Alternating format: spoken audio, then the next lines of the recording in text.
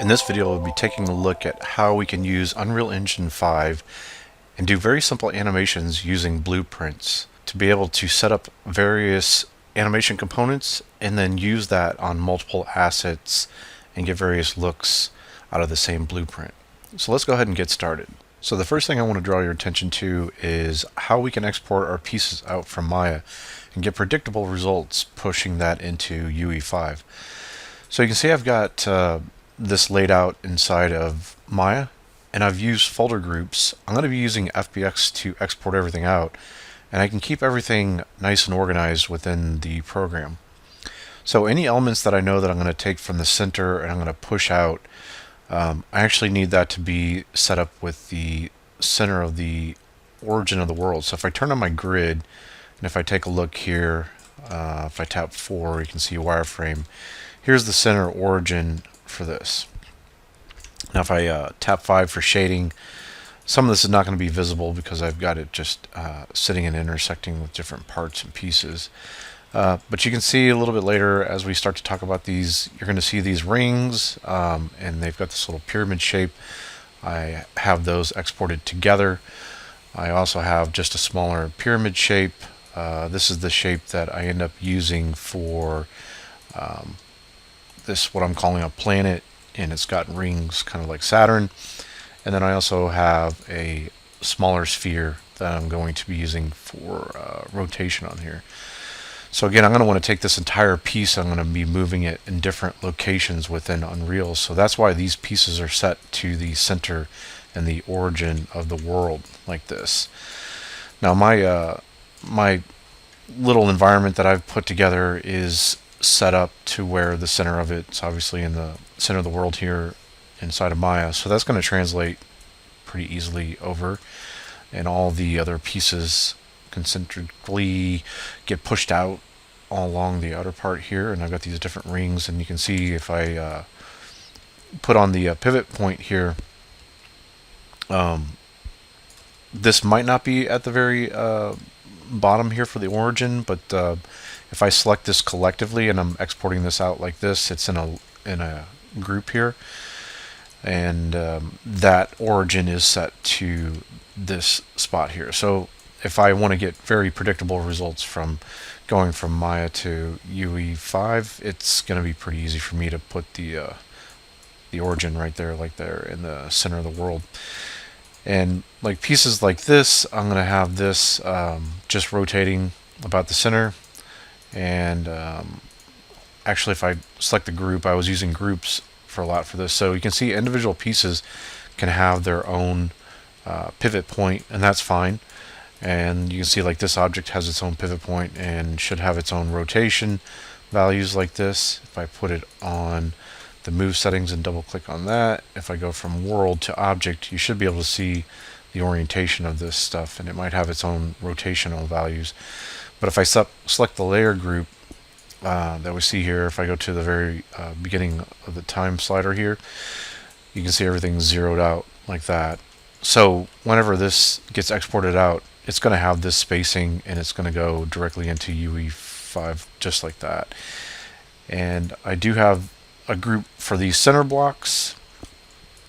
What I've also put together is, if I select these, you can see I've got these what I call bigger rows, because I've got these bigger squares, and then these center blocks here like this. I did end up replacing in UE5 these pyramid shapes. I showed you that those are actually in the center of the world, because I brought in one pyramid shape and was actually able to use with the blueprints, like we're going to take a look at, changing their position, their rotation, their scale. So I was able to recreate these things inside of UE4.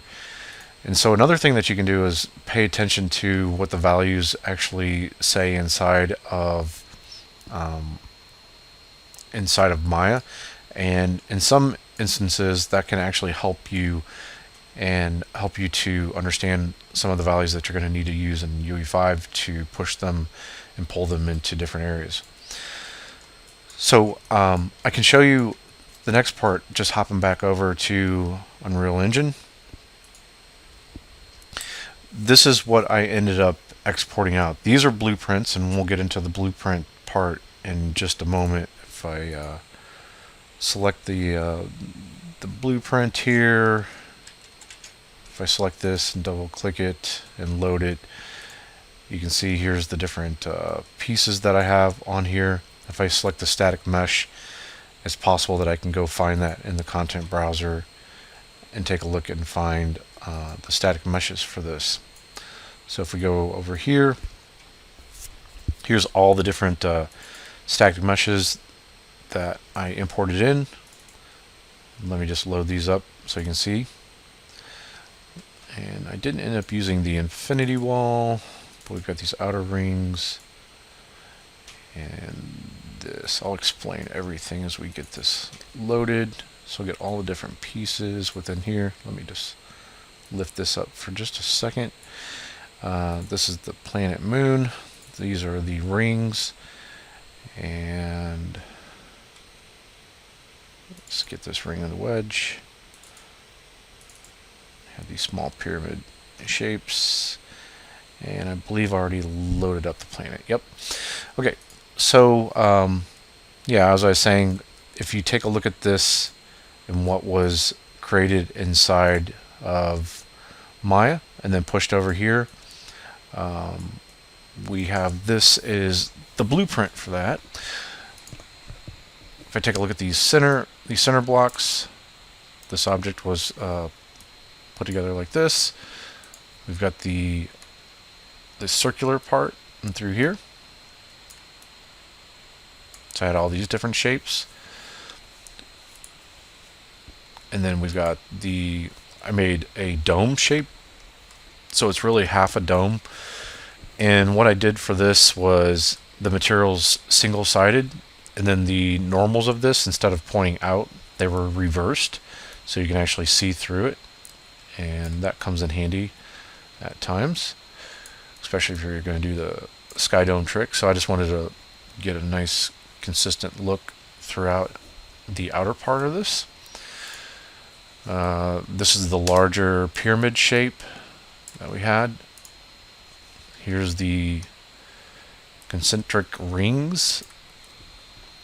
And then these were smaller pieces of geometry that go along the rings, just to add a little bit of like a light strip along there. And here's what I was considering the planet, and I did put this slit on here so you could see it rotating and understand that it was rotating, because I'm just using very simple materials for this. This was the moon that would travel around that planet, and then these are the planet rings that we have. I think it's worth mentioning as we look at these static meshes, we looked at the earlier videos on how we can populate materials inside of Maya, and those become material slots. So I wanted to have, for this object, I wanted the inner part to be darker, and then this part here in the middle to be a different material and be a little bit lighter, and then it gets a little bit lighter as it goes out. And these are actually just material instances of a parent material. So it was really easy to create one and then just change some of the values on there. So maybe you can keep in mind as you take a look at some of these, and then if you're going to pay attention to material slots, most of them maybe just have one, some of them have a few more material slots. This had 2 material slots because I actually had 2 different materials on there. Then I could potentially change the color of maybe or the material of what this door is, but I didn't actually end up using this. On this one I did have 2 material slots for this, so I gave the pyramid triangle shape a different color, and so I gave the ring a different material like that.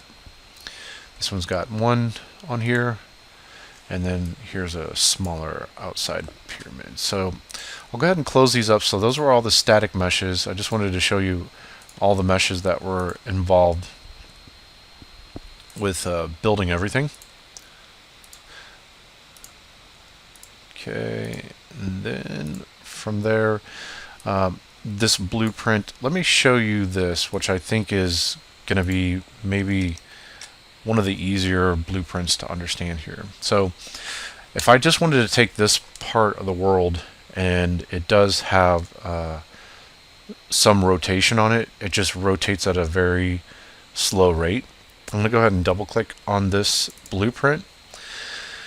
And to create a blueprint, it's pretty simple. You can right click and you can say blueprint right here, and you can say blueprint class. You can go make a blueprint class here like this. And I was just using an actor blueprint. Once you do that, it should be empty. You're able to populate this with meshes. So you could see if I went to the meshes area that we just took a look at, and if I looked at the viewport area, it does have that mesh already populated in there. So I could drag this onto this default scene route that should be within there, and then I can make this this mesh populate within here. So I can continue to drag in other meshes as well, and you can see now I've got this center piece on here, and if I wanted to drag even more meshes, I could do that as well. Now if I wanted that to be part of that scene route like that, I'm just going to hit undo.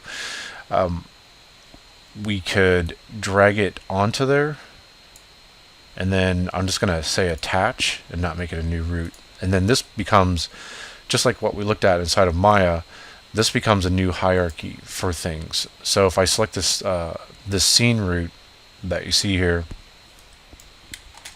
and you can't move the default scene route. It's like a ground level part of this as far as the hierarchy goes. If you wanted to actually move that around, you can take the different pieces and you can see how the transforms and everything open up for everything at that point. Now we can go to add, and if you add towards the bottom, we can find a scene right down through here. This will give us a new, it's kind of like an empty group inside of Maya, like this. So I could rearrange this, and I could just tell it to attach there. And if I wanted to take the other pieces, I could take that and I could drag them.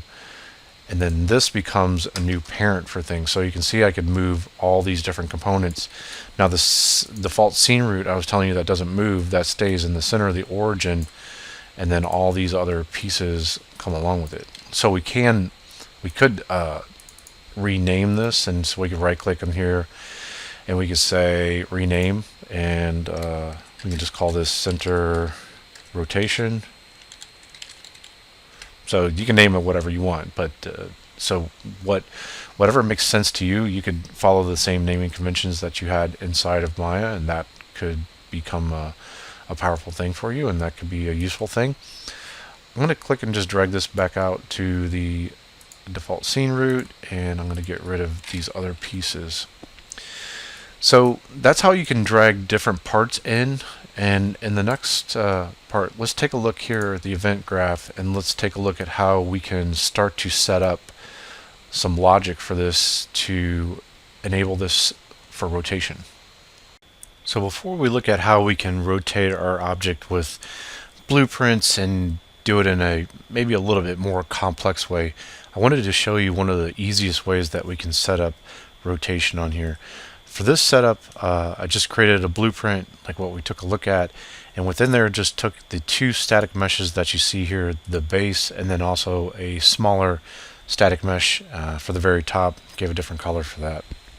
And then from there, I just added a component, and you can look for rotating movement, and then I put that in there. You can just click that, and then that sits down here at the very bottom.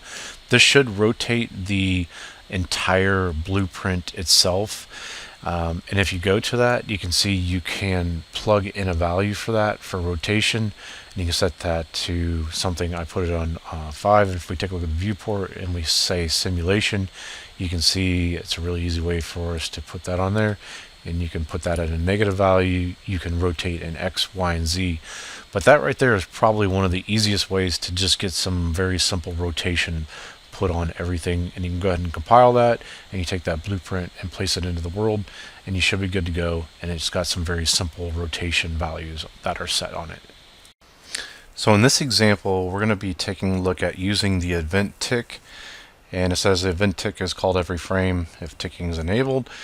And this basically just keeps pushing a counter, and we're going to use this delta seconds, and we're going to multiply a value times this basically ticking clock, and it'll keep adding to a value. So we're going to use this node called add local rotation. And what that's going to do is take a look at whatever the rotation value is and then add to that a little bit. And then we're only going to be adding in this delta rotation in Z. So Unreal is a Z up world, and so we want this to rotate about the center of this thing. And if the Z is pointed up, we're going to rotate that axis, and that should get our object spinning. Now in this case, just left this attached to the default scene root. So if we do that, if we do a target and just do nothing on there, then it's going to go to this default root on here like this. So what you're going to want to do is you're going to have to drag out from here. You could either drag out or you could just right click on here, either way. And if we do add, and I'll do loc like this, and maybe put even rotation on there. You can add local rotation, and you could tell it to do the default scene root, or you could tell it to do this object that I have, this circular game city. But I'm just going to do add local rotation like this, and default scene root, and it would even plug that in for us. Now we've got this this delta rotation like this, and if we right click over this delta rotation like this, we can say split struct pen, and that's going to split that out into this delta rotation, so we can control if we wanted to rotate X, Y, and Z, rotate them all the time, or not. And that was what was used for this. So that will get you this node here. And if you need to take the default scene root, you can drag it out just like that. That will get this here, and you can plug that into the target, just like what's seen there. And then if you want to right click and you say multiply, and it should give me the values that I want to plug into that. And so if I drag out the delta seconds to this, like this, you can see it's going to change the type for us, so it should open up for that. I made a custom variable for this city spin rate. It's pretty easy to make that. You can just right click on this and say promote to variable, and you can give that new variable a name. And so on this, sometimes I have to compile for these things, and that will give you this value that you can start to change on here. And then so you can just give this a name. So I'll just call this city spin rate v2 like that. So that's how that node was made, and then you can take the out of this, and you're just going to plug it into the delta rotation. Okay. I'm going to get rid of this. So that's how this was set up, and then like I was saying, after you compile, this is going to open this up to where you can put a default value in. And so again, this event tick is going to keep running and running. And just a word of caution, I'm showing you how to use the event tick, but from my understanding is that this could cause performance issues over time, and I am going to be using this a lot for things. I don't know how impactful it is on performance, but there are some other ways to go about doing this. This is just the easiest way that I know how to show this and start learning some of these concepts. But at any rate, so we've got this spin rate, and it's a value of 40, and depending on if we want to speed that up or slow that down, we can either drop the number. If we made the number negative, it's going to start flowing in a counterclockwise direction instead of a clockwise direction on there like that. The other thing that we can do with these variables is we can tell it to expose on spawn, and if we do that, we can place it into the world, and we can select it in the world and then see the details panel over here, and this shows up over here as something that you can play around with the value. So I put a default value of 40 on here, which is pretty fast, but the actual animation on this is negative 0.5, so it's spinning very, very slowly in here. If you want to take a look at this in the viewport area and then check this out, you can actually run the simulation and you can check to make sure that everything's working okay for you. Okay, so I think that's a good introduction for you to figure out your first piece and just get something on screen and getting it rotating in an easy way. So in the last example that we took a look at, we looked at how we could just take this object, we could turn it into a blueprint, and then we could add some very simple rotational values onto this. But it is a very simple setup. So if we took the actual scene route that we have here and we pushed it over into this area and we hit play, it's still going to play in this new area and it's still going to have some rotational values to it. So if I put my mouse cursor here, you can see it's got a very slow rotation rate. It is moving and rotating in a counterclockwise direction like what we talked about. But the only thing that we can do to control things is to actually physically take the object and then move it off to the side that you see over here. Now we don't have anything going on with rotation, so if I did take this object and I rotate it like this, it's going to be pretty hard to tell with this asset, but if I hit play on this, it's going to take the animation data that's going on that we set up and override that. So it'll go back to when we're not playing the game, it will go back to the place that we had for this. So the only thing that we can do for this is just go ahead and set numerically if we're going to do location and rotation on those elements.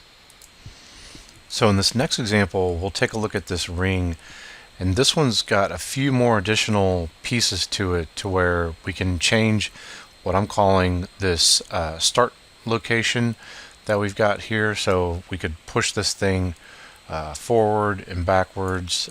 We could take a look and we could move it this direction as well. So we've got control over X, Y, and we've got control over Z as well.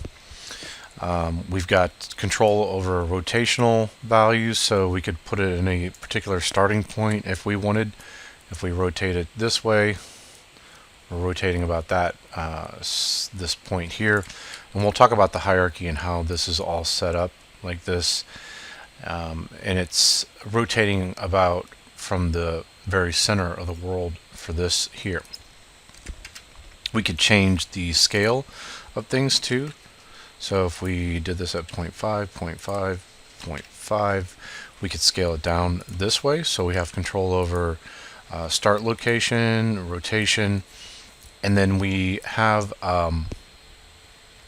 this ring rotation, the ring orbit rate. So one pushes around the center like this, and then one is going to rotate in this direction here like that. And if we go ahead and hit play, you can see how those rings are rotating, and I've got them set at the same exact rotation rate as this center part, so it doesn't look like they're actually moving, but they are actually rotating with this, and they're rotating in this direction as well.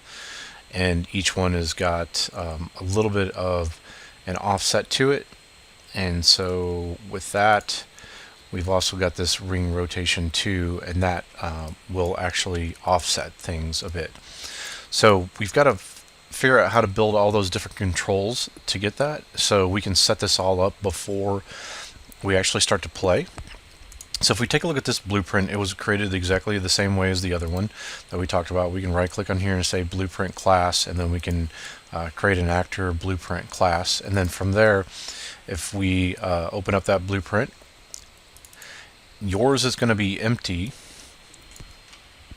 but this is where you can start to put the different parts and the different pieces that you have in there for yours. So again, this was just exported from Maya, and I had the ring and the pyramid shape together, and I gave a different material slot, and Maya I gave a different material to the pyramid shape than I did the ring, and that's what's opening up these different slots and these different elements for us on this.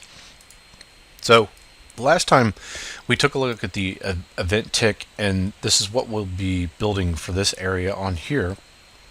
But before we look at that, let's go look at the construction script area. What is interesting about the construction script area is the event graph all runs at runtime whenever you play the game. The construction script, think about it constructing your elements before the game is created. So you can see it update, and it's updating live in the editor in the edit mode before the game actually starts. So we can set some starting locations and things like that this way. This setup does have a little bit more complexity to it. It's got another pivot point that we're calling this ring root. And so if we look here in the viewport and we click on this ring root, you can see the pivot is just set in the center, but we do have a hierarchy that is set up with this ring and wedge is set to the ring root. So we just looked at before, it's pretty easy to add this. So if we can add, and then if we know we're looking for something that's called scene, we can start to type that in, and we can find the scene root, and we can make a scene root. That way you can rename it to whatever you want it to be. And like I said, I just called mine ring root. So we'll just keep that in mind as we start to look at how things are built. So with a construction script, the first thing I'm going to do is set relative location and rotation. So to find that, you can right click and you can say set. And the set is a little bit different than the add. Last time we were adding over time. Whatever that rotational value was, we were adding to it, and it kept adding to it. This setting will give a hard value. So at the very beginning, it sets this actual location. So we do a set, and if we look for relative, we can do set relative location and rotation. And if you can see here, the thing that I was wanting to use, you can use the default scene root, but then you can push that to this ring root. So I wanted to specifically say, let's go ahead and use let's use this as the thing that we want to move on there. Okay, so that becomes the target. That's the thing that we're going to be setting the location and the rotation to. And then with this node, you're going to get this new location that you see within here. And what I just did is what we did before. We can right click on there and we can say promote to variable. So like if I hold down Alt, I can break the connection between that. And if you right click on here, you can say promote to variable like this, and this is going to give the correct variable type over here. We can name it, and you could see I could say start location. If I could type 2 like that. So that's how we could give a name to that. We can drag it out and we can say get. So we're going to do a get instead of a set. And then remember, if we need to get access to the default value, we'll have to compile that, and then that opens everything up. So this thing is actually an X, Y, and Z location. So it's got 3 different values that are associated with it. I'm going to go ahead and delete that. We don't need that anymore, just because I wanted to show you how we would actually make that. And then I'm going to plug this in. So this is what I was saying for this. I just left the default values of this set to 0, 0, 0. And after we have this created and we compiled it, the other thing we can do is we can tell it to expose on spawn like we did before. And I also use this show 3D widget, which is pretty interesting. We can take that, and you can see we can change this actual starting location that we have here. And if we click on it and we push and pull and move that thing around, we can do that, and that will give us our starting location. So I had to compile and then save real quick to get those to show up.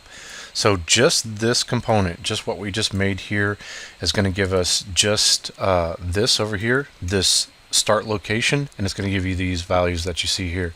And what I was doing is just using that to push this out from the center. So we start off and it should be directly in the center, and then I push that out. And again, if I knew what those values actually were and where this ring were sitting inside of Maya, I'm able to plug those values in and I can get that value set up again. So the reason I want to do that is because this makes it more versatile for us, where we can create as many rings as we want, and if I wanted to have another copy of that ring, and this one I wanted to have a starting location of 300, I could do that. So I could set up as many of these as I want. So we're building a system to build these, and if I hit play, it should have that new ring, and you see it sitting right on top there, and it's ready to animate and everything. So that's the power of blueprints, us being able to do this. So that's why we're spending all this time and setting all this up. Okay, so that's going to give us the position of everything. The new thing that I want us to take a look at is say this new rotation. Okay, and if we select one of these again, if we take a look over here and the outliner, the details panel, we can see that we can, again, we could change this, and you can see it's, as I update this over in the details panel, you can see how this starts to flow through here, and you can almost view it as a conduit of like electricity, and it's got to flow to this node, and then it's going to flow to this node.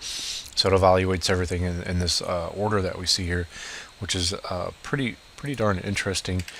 But again, this will allow us to start and set the values of where these things might sit, like this.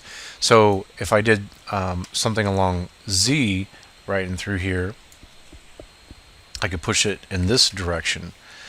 And what I'm setting the actor rotation. So what we talked about is, right now, the reason why it's pushing from the center like this, and it's rotating the way that it is, and if I do this, it's going to rotate about this as the center point. So it's looking at the world origin, which is running like right through here, and so that's why it's running and rotating this way here for this one.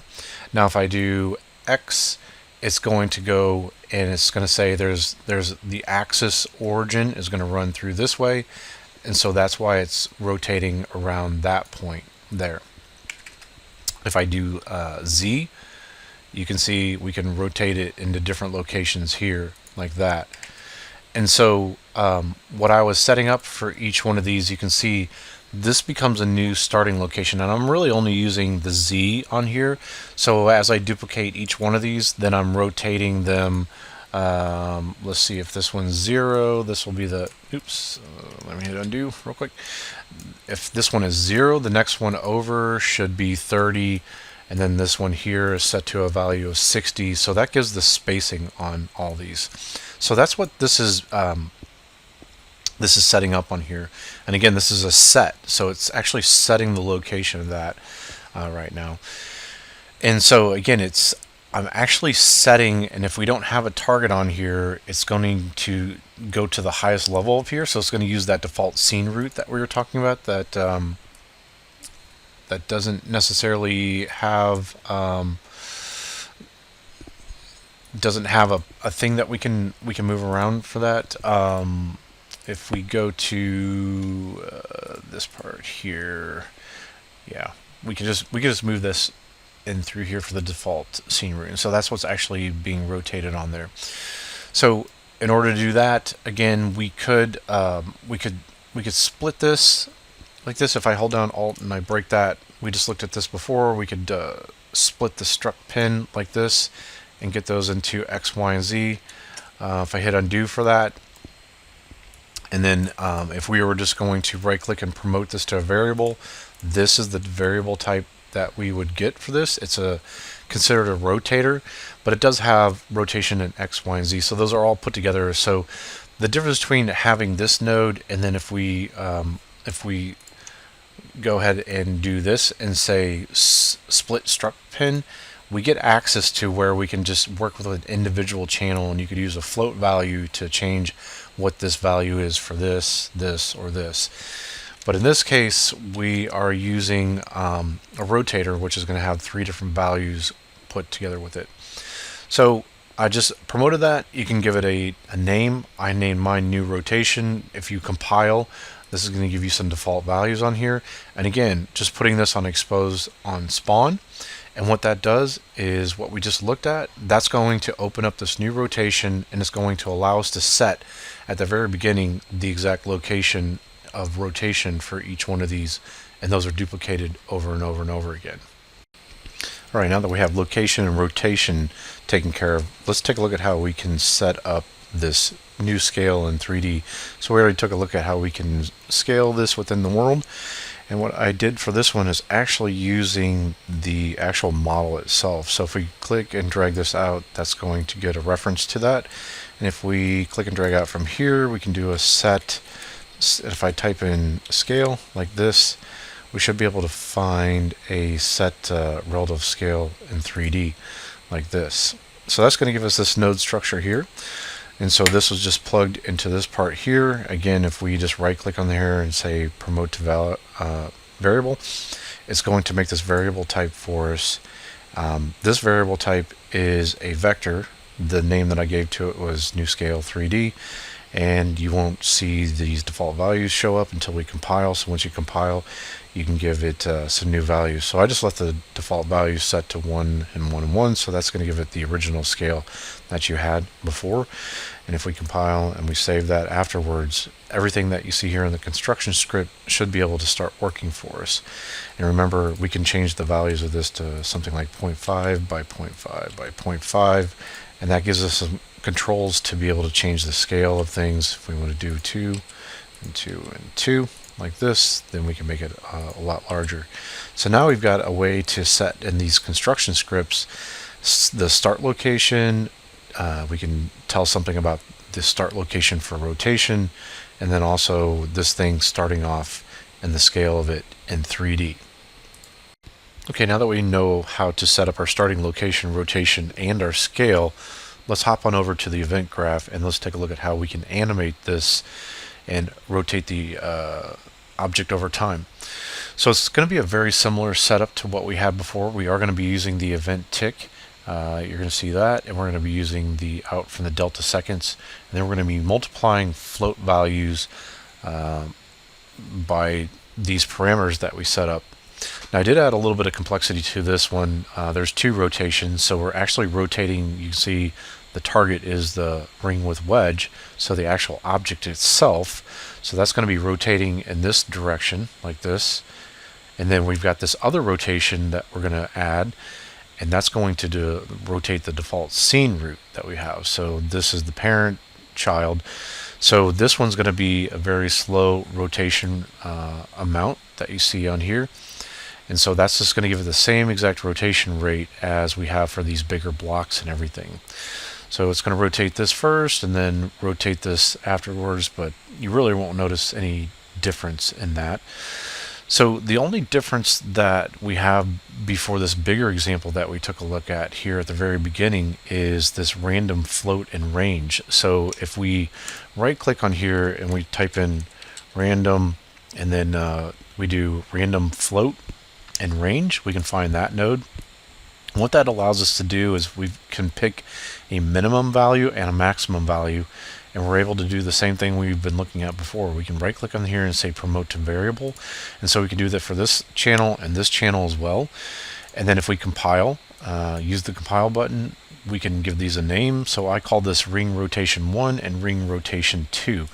And so on here you can take a look and you can see I gave a negative 20 value for this, and I gave a negative 10 value for this.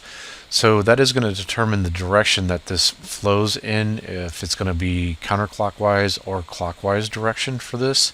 And then what it's going to do is over the course of this, it's going to do this range. So it's not going to rotate at a consistent rate. It's going to go between these 2 different values that we have and build just a little bit of randomness to this. So maybe it'll speed up just a little bit and maybe it'll slow down a little bit. And again, that's all being plugged into this add local rotation that we've got here. If we click and drag out with the ring with wedge, you can right click on here, click and drag out, and then from there we can do a search for add local rotation and be able to plug everything in the way that you see here.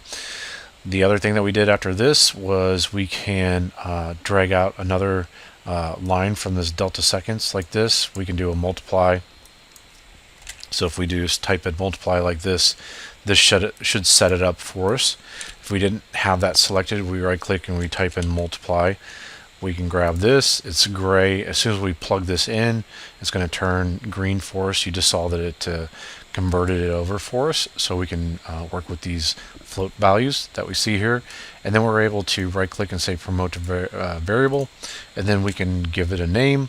And again, if we compile, we can give this a default value. And what I forgot to mention before in the earlier one, and I pointed a little arrow to this, don't forget to choose this expose on spawn. That will allow us to be able to change all these values. So if you look at each one of these variables, they all have expose on spawn on them like this, and that's going to open it up to where we have access to those channels over here and in the details panel. That's going to allow us, let's compile like this and then save it. That's going to allow us to set different values for each one of these. So we get each one of these set up, and you can see if we take a look here, I did change a little bit of the ring rotation 1 and 2 values on some of these. All the orbital rates are all set the same because I want them all rotating at the same speed as everything else within here. And so if we hit play on here and we take a look at the rings, we're going to get a little bit of a variation on where the position of these as they rotate, and that's being caused because we're using that random value and range like that. So I didn't want the animations to be exactly the same for them, so that's why that was set up that way. And again, these are all rotating counterclockwise with these bigger blocks within here, and so you don't really necessarily notice that they have this animation that's being pushed on there. So it's just pretty subtle, but I think it's pretty nice. And then the other ones, they're pushing forward in a different direction. So in this example, I wanted to show you everything that we built with the ring is going to be repeated for these squares here. But there is a slight change that you see here. If you take a look at the details panel, we've got this thing called material index. And what I wanted to do with these cubes was make it very easy to change different materials that might be within here. So you see that we've got in the construction script, just like we looked at before, we're setting up the location, the rotation, and the scale. And now we've got this additional thing called set material. And I'm going to show you how to set that up. We can just click and drag out the actual static mesh for this, and then drag out this reference to that. And then if we drag off, and if we do set material, we can get this node that you see here. And you can see we were able to pipe that all in there. The target is already set because we had that selected like this. We're not going to be using this element index. What we're actually going to be doing is using this material slot and do this setup that you see here. And so what I'm going to do is just right click on here and say promote to variable. And when we do that, that's going to make a new variable down here. So that's just going to have one reference to one material. So if we compile this, you can see we could plug one material in. But what I'd like to do is be able to plug in multiple materials. So if we select this this node that was made for us, this parameter, we can change the variable type to from single, and we can do this to array. And if we sit there and say change variable type, we're going to get some maybe it looks like a warning, looks a little odd, but after we compile and then we select this here, you can see we don't have anything set up in here. So we're trying to build an array. We're trying to build a list of different things that we can choose from. So if we click this plus here, we can build up multiple material slots, and it's possible that you can go through here and using all the normal methods that we use for plugging in materials, you can just click on that and then search for them, and you could put a different put these different materials in here. You go to the content browser, and then you could have a material selected there and then plug it in this way. So up to you however you want to do that. After we compile that, you can see we're going to get this here. Now, what it's saying is it doesn't really have a way to pick through these different materials, these different slots that we have. So that's why it's looking red here and looking not so nice, looking a little angry. So hold on Alt, we can click on that and then release this. All we have to do is drag off of this and say get like this, and we can get a copy. That's going to make this node for us, which will open up this area for what we can right click and say promote to variable, and we can call this the one that I called it before was material index. So you can name it whatever you want. You can compile that, and then this just becomes a number to correlate between the slot on here. So we can plug this in right here in this area, and then from there, this is going to become a number to associate with these slots that we have. So if we select this, you can see this is slot 0, 1, 2, and then 3. If we drag this over here, you can see this a little bit. So again, with any of these nodes that we have here, we can tell it to make it expose on spawn like this. We could tell this one to expose on spawn as well.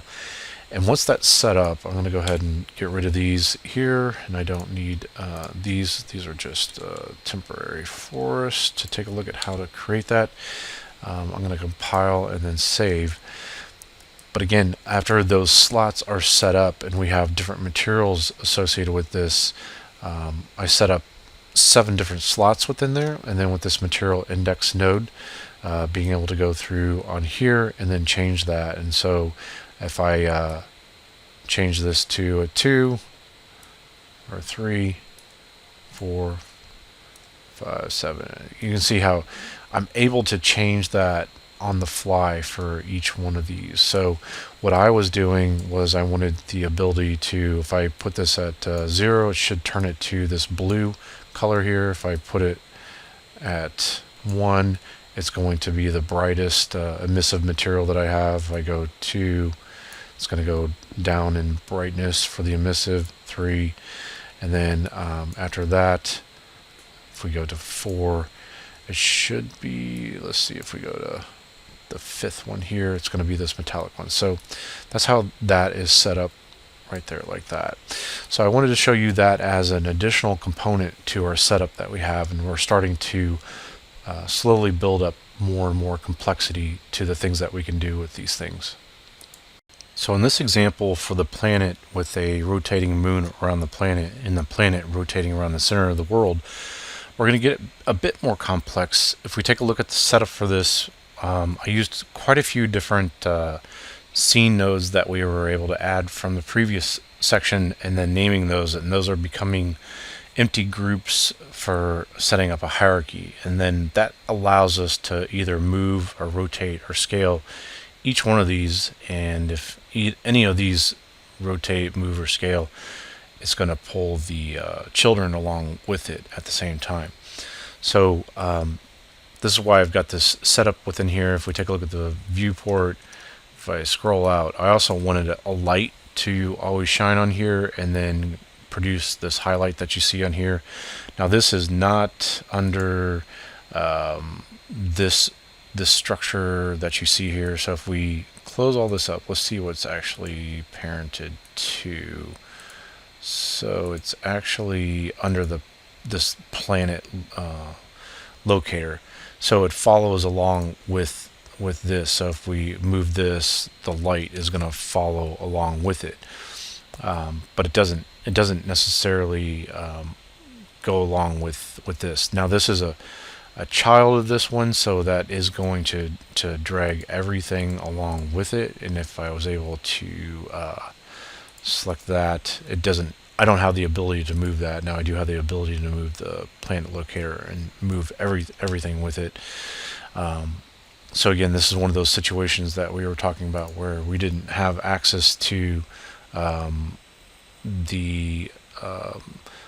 the translation on it or the rotation, and so that's why a scene node was built, and then this structure was started to be built underneath all that. So if we expand everything out and take a look at that, so that's that setup. If we go to the construction script, something else that was a little bit different, if we take this world root pivot that was set up here, and we click and drag this out like this, we can drag out from here and say set world transform like this. And so what's different about this node is you see that we've got this thing that says new transform.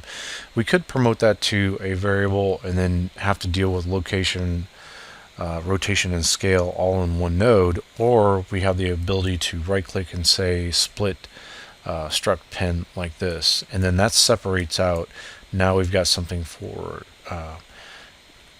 the transform, the translation, or the rotation, or the scale on this. And then we could use that same trick that we've been doing before, where we can right click and say promote to variable on each one of these, and then once we compile, we're going to get this set up here. And these are the names that I used for this. Again, this is the target, this is the thing that we're going to actually be affecting on here. And then after that, you can see we can change default values for the location in X, Y, and Z. We can do rotation in X, Y, and Z. And then we also have scale in X, Y, and Z. And that's all going to be driven through this one node that we have here. So it's quite a little bit of a different setup than what we had before. We separated those things out. And then all that's contained within this node within here. And then we also have this add relative rotation on here. So it takes a look at whatever the values of these things are before it, and it's just going to add on top of that. And in this case, we use this planet tilt pivot that you see here. If we click and drag this out, this is going to be added to the target. We already looked at how to add a relative rotation. So if we drag this thing out and drag that out and start to do type for add relative rotation, we can get this node here. And then we can promote that to a variable, compile it.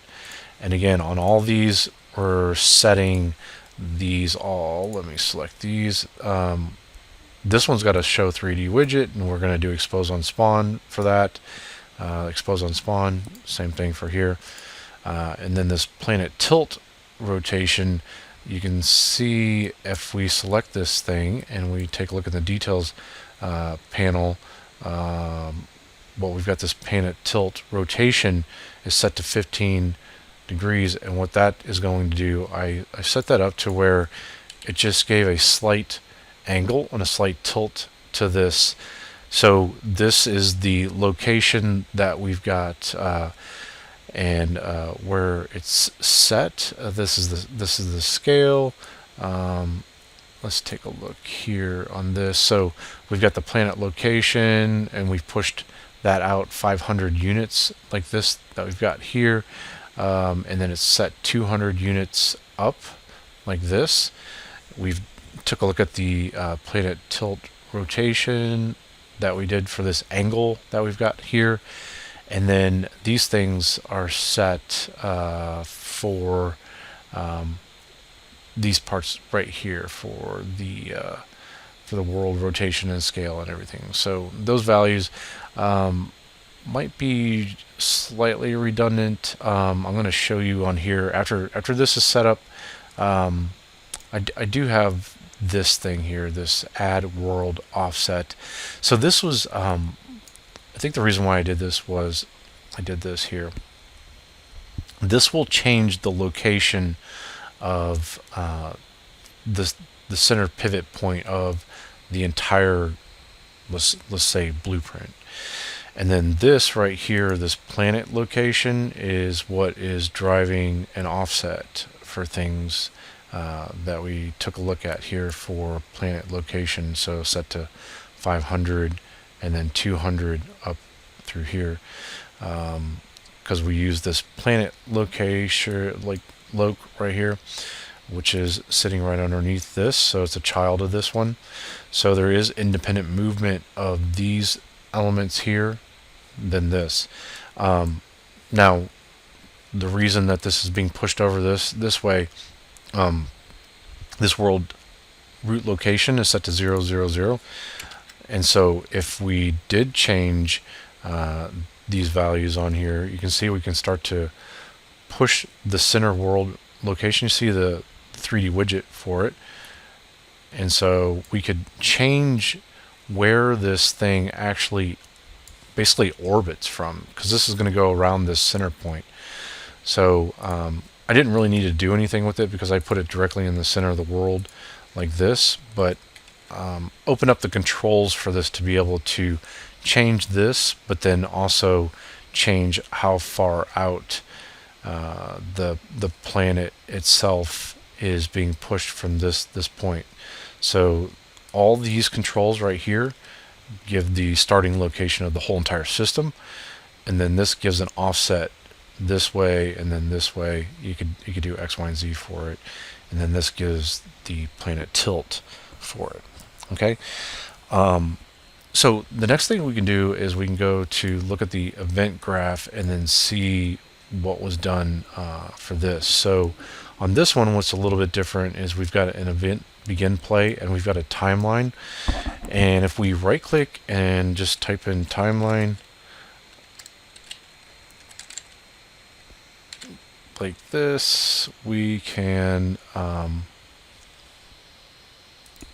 sorry, what I should have done is right click and said add timeline, and this will give us a timeline node. We can go ahead and double click on this, and you can see what it's going to allow us to do is we can change float or vector values on there. We can add different tracks through here.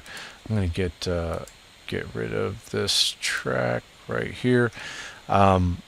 And again, a float is going to be one single value, and if vector is going to be 3 values, like an X, Y, and Z. So in this case, I was just using a float value. Let me go ahead and get rid of this real quick and show you. So that's how we can create the node.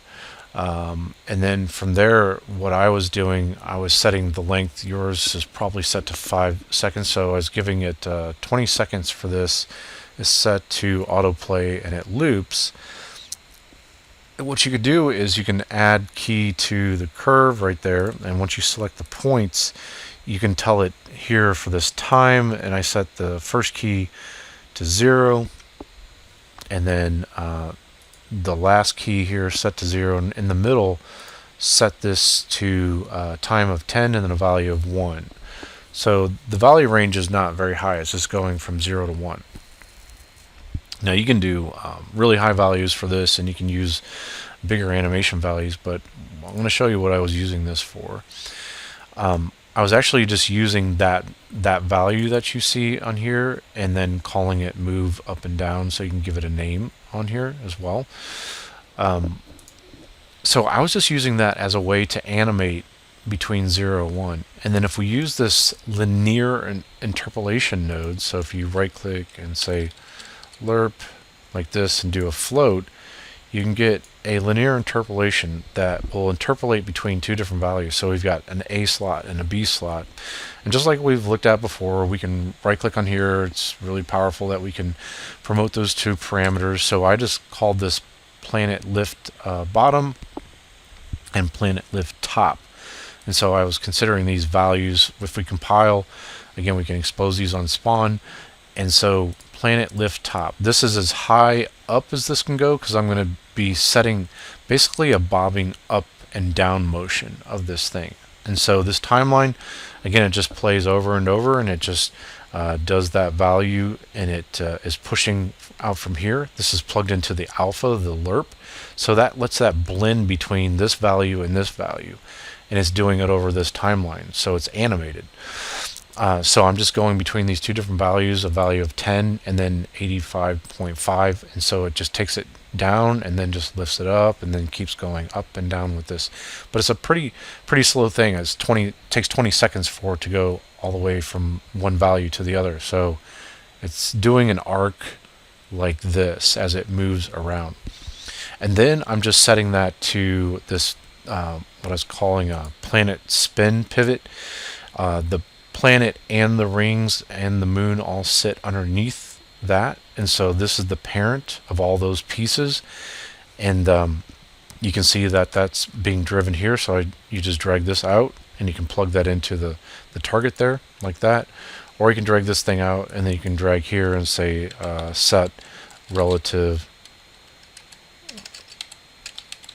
relative rotation, or sorry, location, and then plug that into here. You remember how we were able to right click and then split those. So we just split those and was able to change this Z location. So this is going to give it the bobbing up and down motion. If we go to the viewport and take a look at this and I click simulate, let's see if you can see it rising up.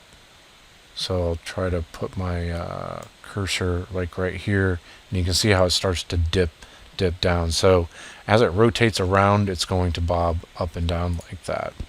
Okay, so let's go back to the event graph. And then the other things are, we've already looked at this, and then this is starting to get just a little bit more complex. So we've got the planet orbit rotation, and setting a variable for that using the event tick again. And on this one, I was just rotating around the world pivot. So wherever that's sit, you can see this world root location that we've got going on here, this world root pivot. It's just rotating around on there, and then this was this value that was set in here, but we can change all that stuff over here because we've got this expose on spawn. So we've got the ability to control the speed of this thing moving all the way around here. We've got the ability to change, you know, the location of it, the location of the whole system, and everything else, and the rotation. And then the next part is getting the planet to spin and rotate. So as it's rotating around the center part, the planet is also spinning as well, and it's moving in one direction. And then this is a positive 5 value. Let's see what we got here for planet spin rotation right here. So in here, I drove that value to 40. And then we've got another one that is set up for the moon. Okay, so I made a pivot for just the moon, and we're able to rotate the planet. Now the moon follows along with the planet, but we've got the ability to rotate the moon. So we could make the, if we set the rotation the same direction as the planet would move, and then it would produce motion for the moon, so the moon would follow. And if you added some more rotation to that, it would go even faster for the moon. But what I chose to do was make the value of the moon go in the opposite direction of the planet there. I thought that might be just a little bit more interesting. So really it starts to look a little bit more complicated, but it's very, very similar to everything that we've already taken a look at. It's just a whole lot more pivot points to deal with, to say specifically and want to call out specific functionality for this, and have that all set up over here. And so as we play this, you can see now what I was telling you about, how the planet moves around the center of the world, just like this. We've got that tilt on the planet itself. The planet has a rotation value, and it's going in this direction, but the moon is going in the opposite direction as the planet and just moving at a different rate. So just setting up all these different controls so we have the ability to alter all that, like you see.